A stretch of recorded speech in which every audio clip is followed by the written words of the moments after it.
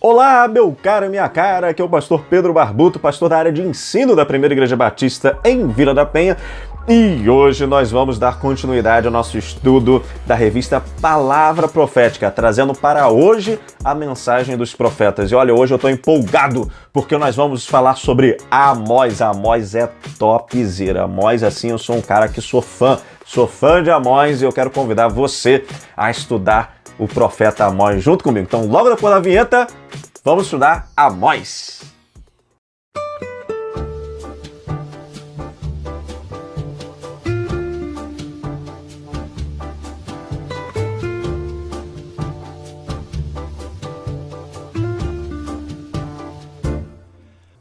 Quem é o profeta Amós? Já no capítulo 1, versículo 1, nós temos ali algumas informações sobre o nosso profeta de hoje. Diz o seguinte, o texto de 1:1. Palavras que Amós, criador de ovelhas em Tecoa, recebeu em visões a respeito de Israel 2 anos antes do terremoto. Nesse tempo, Uzias era rei de Judá e Jeroboão, filho de Joás, era rei em Israel. Então aqui a gente já tem uma informação que ele era criador de ovelhas que morava na cidade de Tecoa, uma cidade que fica a mais ou menos uns 17 quilômetros da capital de Judá, que era Jerusalém, né? Também no capítulo 7, versículo 14, nós temos uma outra informação, em que Amós, respondendo ao sumo sacerdote Amazias, ele diz o seguinte: eu não sou profeta, nem pertenço a nenhum grupo de profetas. Apenas cuido do gado e faço a colheita de figos silvestres. Outra lição, umas lições anteriores eu falei, né, dessa coisa de muitos profetas, eles meio que tentarem fugir da sua vocação ou negarem a sua vocação devido à atividade difícil que era ser profeta no meio do povo de Israel, né? Então aqui, por exemplo, a gente tem o Amós dizendo que não é profeta, né? Meio que fugindo dessa figura, da sua própria vocação. E a informação, que ele cuida de gado. Então assim, né? A gente tem ali a proximidade com o versículo 1, em que ele é identificado como um criador de ovelhas, e faz a colheita de figos silvestres, né? Ou sicômonos, como fala algumas traduções mais antigas, que nada mais isso, é uma figueira silvestre, né? Que produz então figos silvestres. Aí, uma coisa bastante interessante, que isso vai servir para a gente poder entender a origem de cada um dos profetas. Está bem na sua apresentação. Observe sempre a apresentação de um profeta. Se aparece assim, fulano de tal, filho de fulano de tal, alguns vão dizer assim, fulano de tal, filho de Beltrano, neto de Ciclano e tal. Isso significa que esse cara, ele tem berço, né? Quando aparece assim, fulano, filho de Ciclano, filho de Beltrano, esse camarada, ele tem origem, né? É alguém que tem uma certa importância. Agora, se porventura aparecer somente o nome, a gente sabe que quando isso acontece, é porque ele não é uma pessoa de origem importante. Ele é alguém, certamente, de origem bastante humilde. É como se fosse assim, é uma pessoa sem referência de pai. Se não tem referência de pai, era meio que um Zé Ninguém mesmo. Era alguém, assim, realmente bastante humilde. Ele é um homem do interior, né? A gente já percebeu isso. Então, assim, quando a gente olha, então, assim, é palavras que Amós, criador de ovelhas. Então, não tem o nome do pai dele. Ou seja, é alguém de origem humilde. Ele é um homem do interior. Ele é criador de ovelhas. Ele como é que ele fala? Cuida de gado e faz colheita de figos silvestres, né? E aí você percebe que são várias atividades, todas no campo.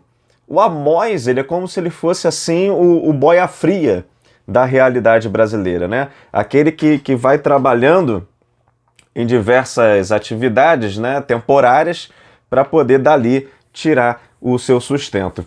E uma coisa interessante no profeta Amós, que é assim, né, uma das coisas que eu mais admiro no livro de Amós, é que você acha que direitos humanos é um tema da atualidade? É um tema que está em voga nesse momento, né, nesses últimos anos, depois que a ONU foi criada ou coisa parecida, você está muito enganado, muito enganado. O Criador da humanidade, ele já se preocupava com esse tema desde sempre. E a gente observa muito isso na obra de Amós, né? Eu não vou ler aqui todos os versículos, senão ia ficar muito extenso, mas, por exemplo, né, temos ali diversas denúncias de pecados que são pecados que vão justamente contra a dignidade humana. Né? Capítulo 1, versículo 3, ele vai falar do delito de Damasco, que é estragar as terras de Gileade. E aí, então, o povo de Gileade não poderia plantar ou viver, né? se sustentar. No capítulo 1, versículo 6 e 9, você tem o delito de Gaza e Tiro, que era comércio de escravos. Né? E Tiro, ele é um parceiro comercial de Israel e traiu Israel por questões de dinheiro. Né? Ainda no capítulo 1, versículo 11, você tem o delito de Edom, que é não demonstrar amor fraterno. 1,13, o delito de Amon é a crueldade com os que destroem a descendência em sua fonte vital.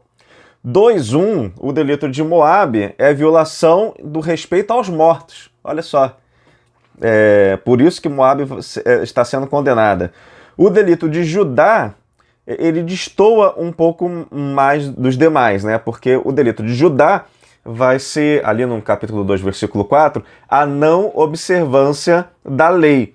Mas assim, destoa, mas nem tanto, né? Porque a gente sabe que a lei mosaica, ela tem vários dispositivos que são para poder justamente garantir uma seguridade social, né? Então, a gente percebe que, na verdade, assim, destoa, mas nem tanto. Porque a lei de Moisés, assim, os outros povos não tinham a lei de Moisés. Então, eles detalhadamente diz qual foi o crime contra a humanidade de cada um. Judá, como eles tinham a lei, então qual o pecado de Judá? Né? Não respeitar a lei, não observar a lei. O delito de Israel, né, Amós, que vai se dirigir principalmente ao reino de Israel, é a degradação do caráter do povo. E é interessante que aqui Deus ele não se coloca um tanto quanto como um juiz, não. Ele se coloca como alguém que se queixa contra o seu ofensor. Deus aqui ele não está na posição de juiz, mas está na posição de alguém que reclama que ele foi injustiçado. Isso está ali no capítulo 2, a partir do versículo 6, né? E qual é o fundamento dessa queixa, né? O porquê dessa ofensa? É a quebra de Israel com a aliança feita com Deus.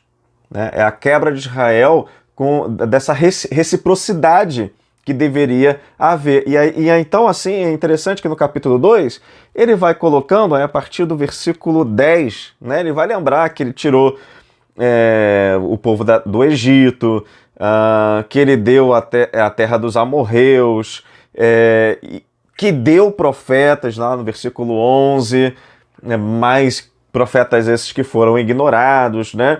Então, assim, a ofensa, né, o pecado, o delito de Israel foi justamente essa quebra da reciprocidade com a aliança que Deus criou com eles. E olha que interessante, quando ele exerce o seu ministério, diferente dos profetas, né, que a gente tem ali mais à frente, que não estão nem ligados à queda de Israel, mas que estão ligados à queda do reino de Judá, que é o reino do sul, que vai acontecer, né, muitos anos depois.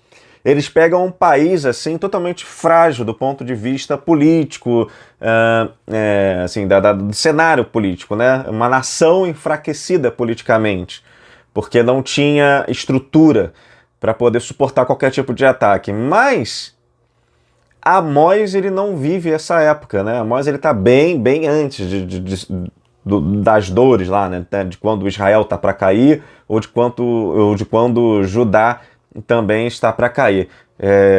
Amós está antes, ele está no período do reino de Jeroboão II, que é um reino que houve bastante prosperidade. houve expansão comercial, expansão militar, né? Grande troca internacional, mas a que custo que essa prosperidade foi alcançada, né? Aí, por exemplo, no capítulo 2, versículo 7, a gente tem essa denúncia, né? E essa denúncia eles estavam esfolando o povo do campo, né? O campo estava sendo oprimido. Olha só o capítulo 2, que diz o capítulo 2, versículo 7.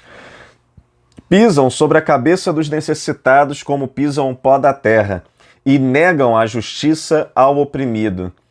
Pai e filho possuem a mesma mulher e assim profanam o meu santo nome. Então aqui a gente observa, né? São duas coisas. A opressão que a cidade fazia sobre o campo e também a questão da imoralidade, que também está bem posta, né? Havia uma grande tensão nesse momento entre a cidade e o campo, justamente porque o campo estava sendo muito explorado para poder suportar as demandas da corte. Capítulo 3, ele vai também trazer essa denúncia, olha só. Capítulo 3, versículo 3. 2 pessoas andarão juntas se não tiverem de acordo? Aí vamos para o versículo 9. Proclamem os palácios de Asdote e do Egito. Reúnam-se nos montes de Samaria. Vamos lembrar que Samaria é capital de Israel, né? Para verem o grande tumulto que há ali e a opressão no meio do seu povo. Ou seja, ali, é como se fosse Deus chamando ali, né, o Egito para poder constatar a opressão que estava havendo ali, o tumulto que estava havendo na cidade de Jerusalém. E aí ele termina no versículo 10. Eles não sabem como agir direito, declara o Senhor.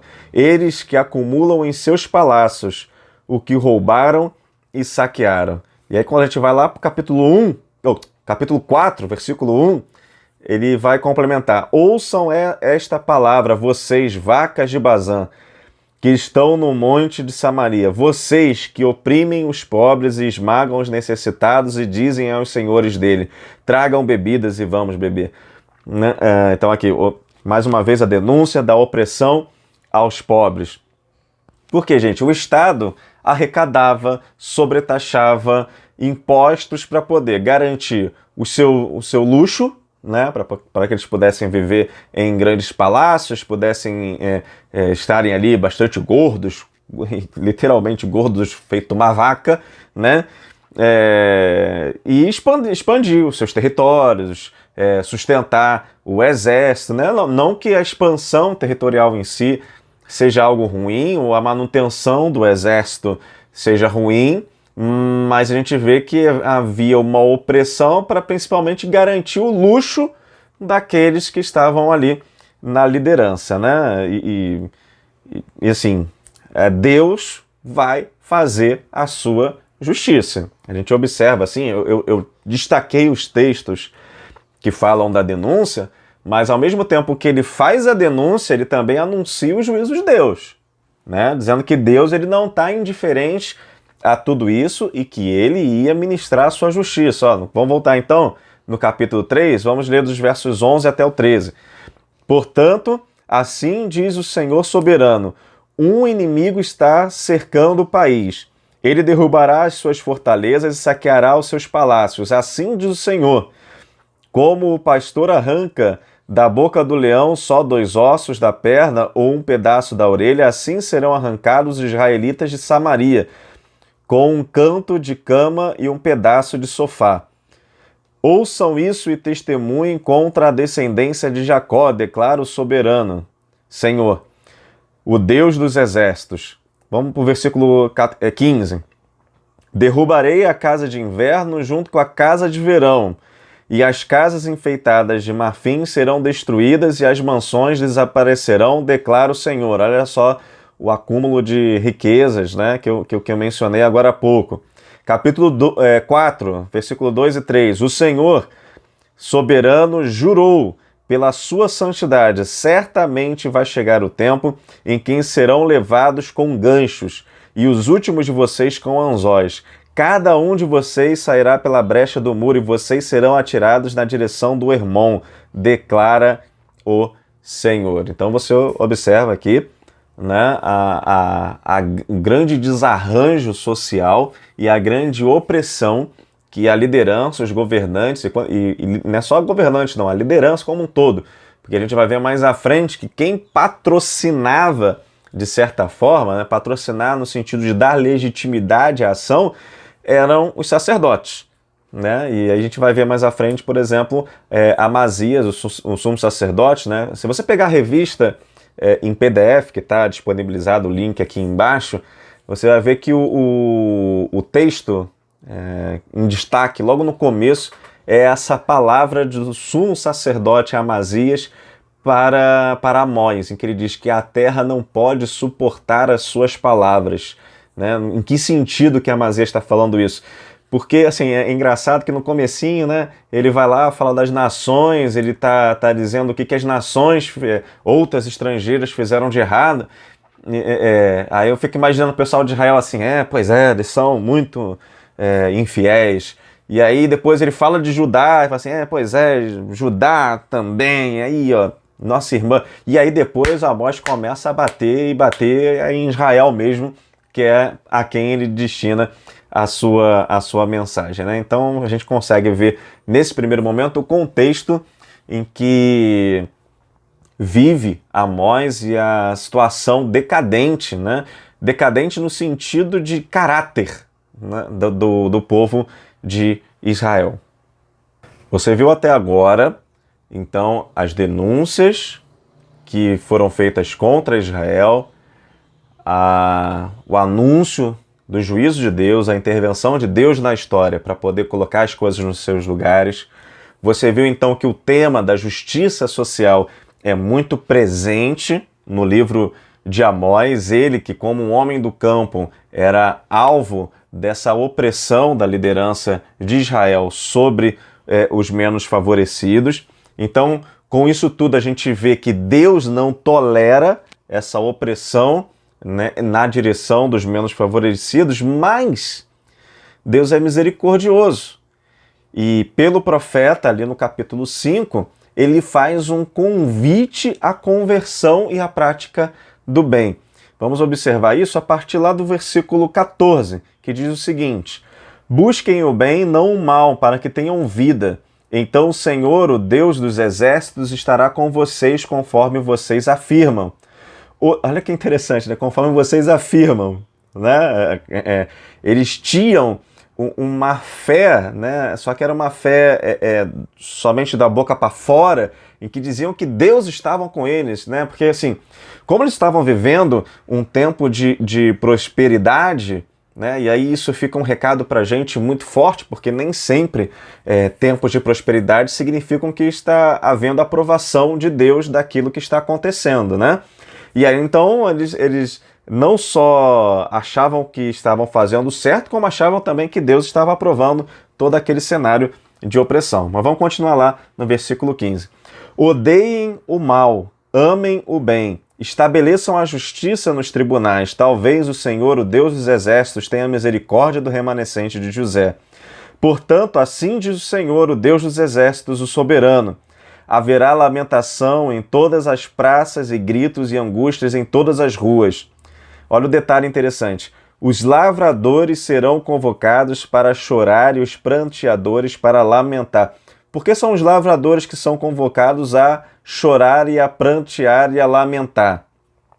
Né? Porque é a capital que ia ser atingida com toda a força. E a gente sabe que foi justamente a Assíria, né, o Império Assírio, que atacou foi Samaria. Então a cidade, aquela que então, da onde emanava, né, da onde saía toda a opressão em direção ao campo, ela ia sofrer. Então quem poderia chorar pela cidade? Né? Somente as pessoas do campo, né, os lavradores. Versículo 17. Haverá lamento em todas as vinhas, pois passarei no meio de vocês, diz o Senhor. Ai de vocês que anseiam pelo dia do Senhor. Lembra quando a gente falou sobre o dia do Senhor? Que tinha gente que vivia numa alienação tão grande, tão grande, tão grande, e que via os delitos das outras nações. Os israelitas viam, por exemplo, lá o pessoal de Moab, o pessoal de Amon, o pessoal de Edom e todos os erros que eles comentavam, e pediam para que viesse o dia do Senhor e fizesse justiça contra os povos os outros povos estrangeiros, mas eles mesmos não entendiam e não consideravam os próprios erros, né? E aí desejavam o dia do Senhor. Olha que coisa doida, né? E aí ele vai dizer no versículo 18: ai de vocês que anseiam pelo dia do Senhor, o que pensam vocês do dia do Senhor? Será dia de trevas e não de luz. Por que é dia de trevas e de luz? Porque o juízo ia vir sobre eles também, né? Será como se um homem fugisse de um leão e encontrasse um urso, como alguém que entrasse em sua casa e, encostando a mão na parede, fosse picado por uma serpente. O dia do Senhor será de trevas e não de luz, uma escuridão total, sem um raio de claridade.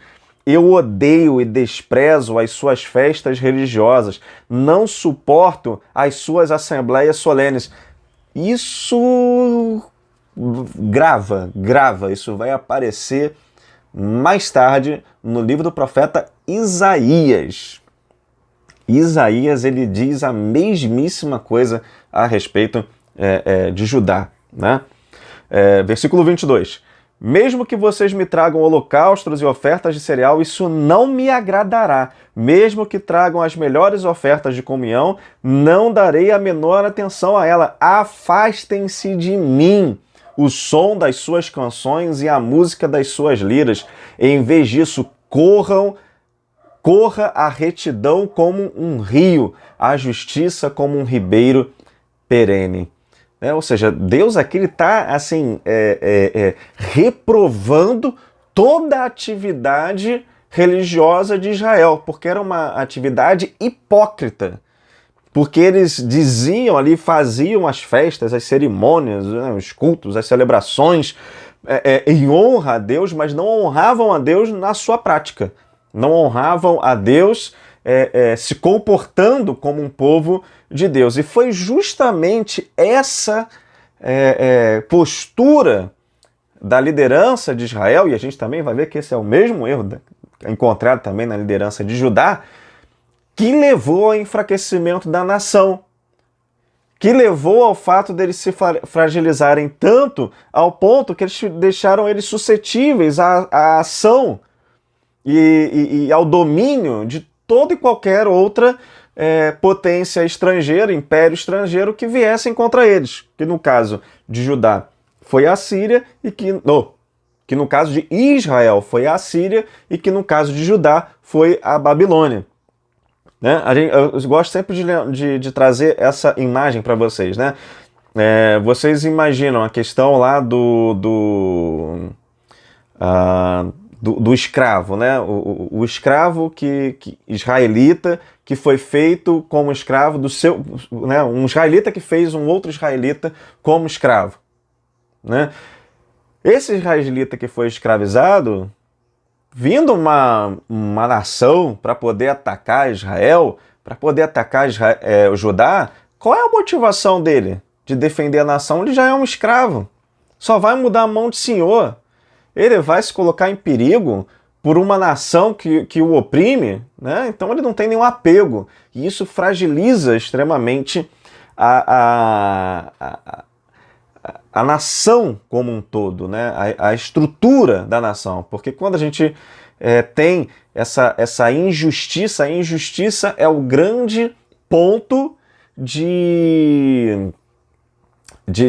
assim, né? Quando a gente observa a injustiça acontecendo no país, você tem um grande ponto de convulsão de toda a nação, porque as pessoas ficam revoltadas, né? Fico pensando, será que isso tem alguma coisa a ver com o Brasil? Não sei, eu acho que... Vamos ficar ligado, hein? Vamos ficar ligado. A gente vai para um ponto aqui que a gente vai falar a respeito da mensagem do profeta.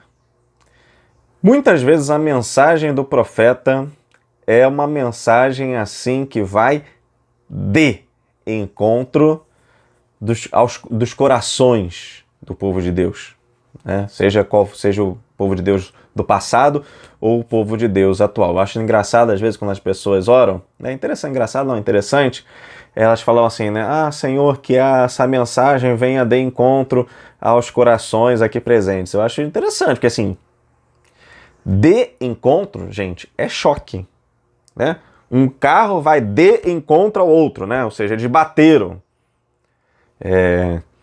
A mensagem, quando ela vai ao encontro, ela vai encontrar, né, aquela mensagem assim mais de consolo, aquela mensagem assim que vai mais ao coração, né, aquela coisa assim da necessidade. A mensagem de encontro, não é que ela seja ruim, não, muito pelo contrário, né? São mensagens importantíssimas e super necessárias a fim de que o erro e o pecado comunitário seja apontado e que o povo de Deus volte e retorne ao caminho que Deus determinou para aquela determinada comunidade. Isso é o povo de Deus hoje, isso é a igreja hoje também. Tá? Isso é o do povo de Deus ontem, né? O povo de Israel, o povo de Judá, mas isso é a igreja também hoje.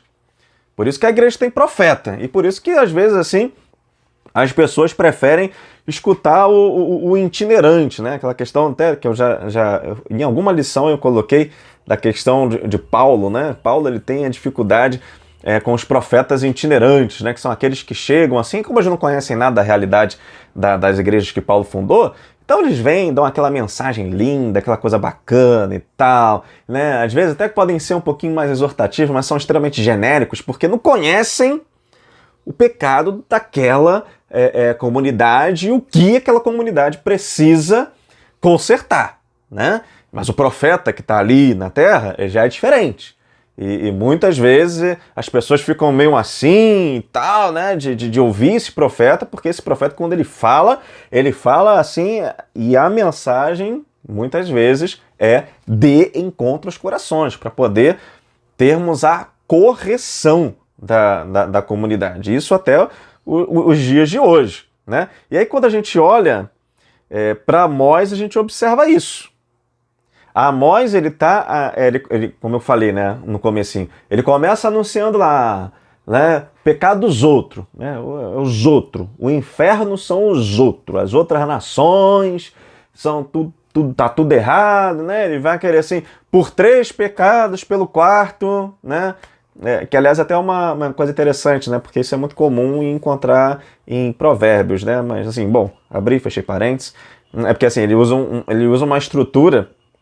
Amós, apesar da sua origem, ele usa uma estrutura sapiencial, né, para poder escrever a sua profecia. Ele é santo que cara não dá mole não, cara. Eu sou fã de Amós, sou fã de Amós, sim, confesso. E assim, bom, ele começa então a anunciar lá os estrangeiros, né, o pecado dos estrangeiros. Depois ele vem aproximando, ele começa a falar o pecado da irmã Judá, que está lá no sul, né, tá lá embaixo. E aí depois ele parte para cima de Israel, né? E aí a gente vai ver aqui alguns exemplos, ali no capítulo 2, por exemplo, né? Capítulo 2, a partir do versículo 6. Assim diz o Senhor, por 3 transgressões de Israel, e ainda mais por 4, não anularei o castigo. Só um parênteses aqui, para a gente poder entender essa dinâmica aqui. Por 3 transgressões e ainda mais por 4. O que significa isso? Meio que está querendo dizer o seguinte, olha, eu teria mais coisa para poder te acusar, mas essas aí já bastam para eu poder trazer a minha denúncia e legitimar o meu juízo, né? Então vamos lá, vamos retornar aqui então, já que a gente já entendeu isso, vamos retornar aqui. Assim diz o Senhor, por 3 transgressões de Israel, ainda mais por 4, não anularei o castigo. Vendem por prata o justo, ou seja, o desprezo pela pessoa do devedor. E por um par de sandálias o pobre. Observa aí, a escravidão por dívidas e dívidas ridículas, né? Por um par de sandálias o pobre. Versículo 7. Pisam sobre a cabeça dos necessitados, pisam sobre a cabeça dos necessitados como pisam no pó da terra, ou seja, a humilhação, a opressão aos que não têm meios para poder até se defender, né? Negam justiça ao oprimido, né? A falsificação do anseio da justiça, sabe? Quando as esferas superiores da justiça começam a fazer invencionices, né? E aí então as expectativas que o povo tem a respeito daquilo que seria justo é frustrado, isso causa o quê? Enfraquecimento da estrutura, convulsão social.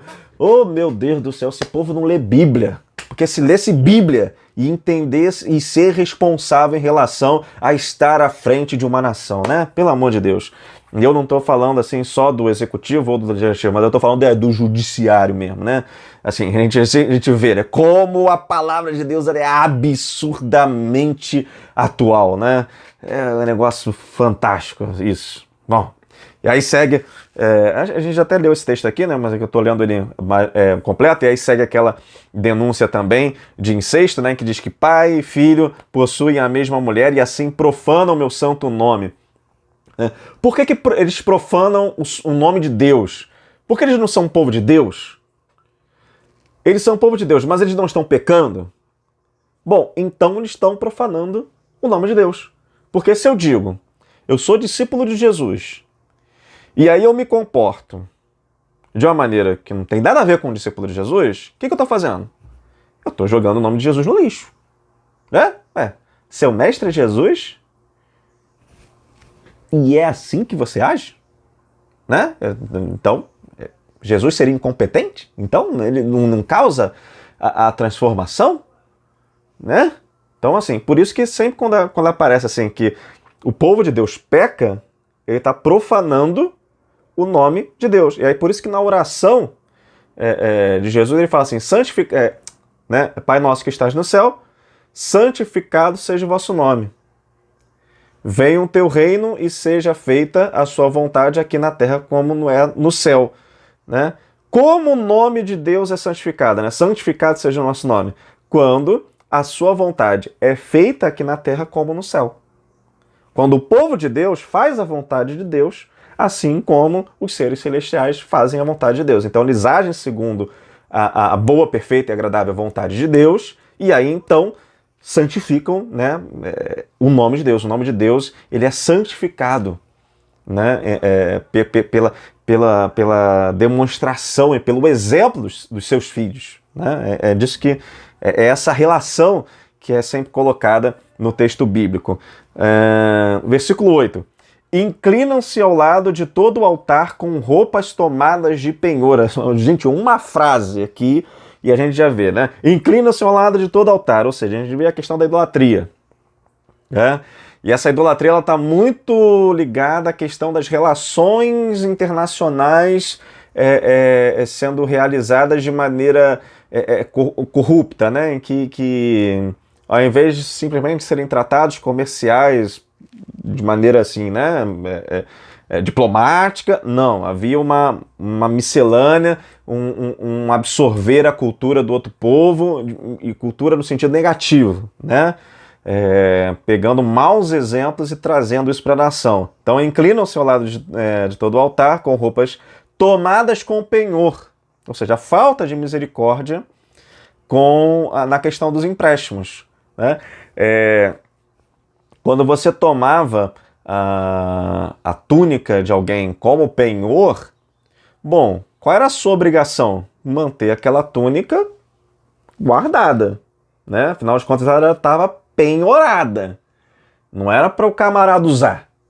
Né? Aquilo ali era a garantia do empréstimo que foi feito. Então, quando o camarada, né, quando a pessoa que contraiu o empréstimo pagasse a sua dívida, aquela túnica devia ser entregue da maneira como foi dada, né? Só que não, a corrupção nisso era tão grande, né? Porque não se tinha interesse que os empréstimos fossem pagos, na verdade eles queriam escravizar quem tomasse o empréstimo, né? Que eles já estavam até usando mesmo as roupas tomadas com o penhor.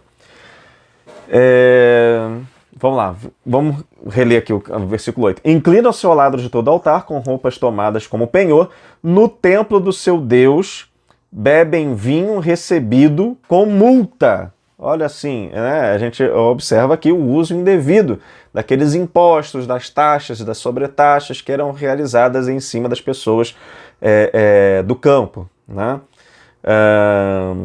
E aí você vê, gente, eu quando eu olho essa palavra aqui assim, eu fico realmente mexido, né? Porque a gente está lidando diretamente, né, com o que é atividade profética. Atividade profética nessa essa besteirada, essa bobajada que a gente vê em muita igreja não, gente. De gente, sei lá, levantando, né? Ei, varão, o que te digo de mim mesmo? Mas, gente, pelo amor de Deus, não tem nada a ver. Né? Atividade profética é denúncia de pecado, é engajamento. E aí, quando eu penso nisso, sim, a igreja precisa ter palavra profética nesse mundo e nesse tempo. A igreja precisa fazer coro lá com Amós, né? O Amós que a gente está estudando hoje, que no capítulo 5, versículo 7 diz o seguinte: vocês estão transformando o direito em amargura e atirando a justiça no chão. Isso é papel da igreja. Isso que é ser voz profética e não bobajada que a gente vê por aí, né? E aí a gente vê como é atual o livro de Amós para os tempos de hoje. E olha, é triste a gente ver líderes religiosos agindo como o corrupto sumo sacerdote Amazias. Como? O sumo sacerdote Amazias, ele faz o quê com Amós? Ele chega para Amós e fala assim: Amós, a terra não pode suportar suas palavras, vai embora. E existem líderes religiosos que também querem afastar os profetas, afastar a verdadeira atividade profética, para que o povo siga alienado e manipulado pelas lideranças. Isso é uma realidade. Aqueles que estão numa liderança hoje, espiritual, temporal, e que fazem questão de afastar os profetas e ainda se utilizam de falácias em tese baseadas na Bíblia, pegando versículos, tirando um texto fora do seu contexto para poder virar pretexto para aquilo que querem fazer. De tipo assim, vem com um discurso, não, a gente não é desse mundo. Isso é bíblico? É bíblico, nós não somos desse mundo. Mas quando o autor bíblico ele fala isso, ele está querendo dizer o quê? Que a gente não compactua com os princípios e valores desse mundo. Não, esse sistema a gente não compactua. Mas isso não significa que a gente vai ficar quietinho, porque a gente tem uma missão. A continuação da expansão do reino de Deus e seus princípios e valores. Então é pra gente ir pra guerra. E não pra gente poder ficar inerte, paralisado, porque a gente não é desse mundo, é ter minha casa, telefone me. Né? Igual o filme lá do Spielberg, né? É ter minha casa, telefone me. Né? Que crente é esse? Ah, não, o mundo jaz no maligno. Gente, pelo amor de Deus. Quando ele fala que o mundo jaz no maligno, ele está falando do planeta Terra. Então vamos ignorar tudo que acontece aqui, porque o mundo jaz no maligno. Esse sistema, esses princípios, esses valores mundanos, eles jazem no maligno. Eles vieram, eles são construídos a partir da realidade decaída da humanidade, que caiu em virtude do pecado. Mas em Cristo nós temos a reconciliação. A nós foi dado o ministério da reconciliação, como se através de nós Deus fizesse o apoio. Reconciliem-se. Como se Cristo fizesse através de nós o apelo. Reconciliem-se com Deus. Nós temos essa missão. Então não é para a gente ficar parado, mas é para que a gente haja. né? E aí outros também falam assim, não, é porque você sabe, né? Que o amor, no fim dos tempos, né, o amor de muitos esfriará. Ah, que beleza. Então é você que é esse camarada frio? Então você é membro de Laodiceia, né? Que não é frio nem quente, você é o morno que, se Deus pudesse, ia vomitar você. Então você é esse. Então você é esse ainda. Então no fim o amor de muitos esfriará. Então beleza. Então se você utiliza esse tipo de versículo para poder dizer então que você não tem um compromisso de agir em relação aos problemas que acontecem no mundo, então é porque você então é esse que esfriou, né? É o mesmo de Laodiceia lá, é o morninho que se possível Deus ia vomitar da sua boca, né? Não estamos chamados para isso não, meu irmão. Meu chamado é para ser sal da terra, é para ser luz do mundo. O sal é aquele que contém a corrupção. O sal era utilizado para isso, né? Como era a maneira como se preservava uma carne. Você salgava a carne para evitar o quê? Que ela putrefasse, para evitar que ela se deteriorasse. Então é isso que a gente precisa ser, enquanto igreja. Sal da terra, luz do mundo. Porque para que as trevas se anulem, é necessário um feixe de luz. Quando um feixe de luz entra na terra, a escuridão se vai. Então a igreja ela precisa ter esse olhar profético. Ela precisa ter esse olhar profético de enxergar os acontecimentos que estão acontecendo na nossa sociedade, né, na sociedade que ela está inserida. E aí, a partir do momento que ela observa o que está acontecendo, ela olha para a vontade de Deus. Qual é o plano de Deus em relação a isso? Rapaz, se o plano de Deus é isso e a gente está caminhando assim, então deixa eu denunciar esse erro. Deixa eu denunciar essa transgressão. Deixa eu anunciar, então, o caminho para o arrependimento. O caminho para a restauração. E anunciar, então, esse plano. Esse plano que é a proposta que Jesus trouxe na sua vinda, em que ele diz, o reino de Deus é chegado. Ou seja, o reino de Deus está próximo ali. O reino de Deus era o próprio Jesus, por isso que ele é chegado, porque Jesus chegou. O reino de Deus está entre vocês. Eu sei que é uma tarefa difícil. Que vai aparecer, são vários. Sumo sacerdote, vai aparecer, mas não é só sumo sacerdote, não, vai aparecer tudo quanto é gente. Vários Amazias. Lá no capítulo 7, versículo 10, diz o seguinte para Amós: a terra não pode suportar as suas palavras. O mundo não pode suportar as palavras da igreja. O mundo, quando eu digo sistema mundano, ele não suporta as palavras da igreja. Mas é pela ousadia do Espírito Santo e pelo poder transformador do Evangelho é que, sendo voz profética, a gente pode mudar realidades.